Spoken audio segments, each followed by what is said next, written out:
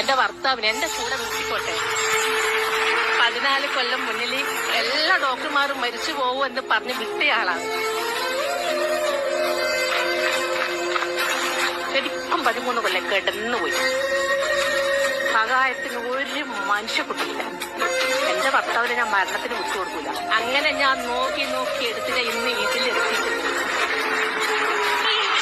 സാറേ, ഞങ്ങളെയാണോ ശ്രീകുട്ടീനെയാണോ കൂടുതൽ ഇഷ്ടം? എന്റെ ഭാര്യ കേട്ടിപ്പിടിച്ച് ആശ്വസിപ്പിക്കേ. ഇതേ മനപ്പൊരുത്തത്തിന്റെ എപ്പിസോഡ്. ഏറ്റമ്മേ, എന്റെ ജീവന്റെ ജീവന എന്റെ ഭർത്താവിന് എന്റെ കൂടെ നിർത്തിക്കോട്ടെ.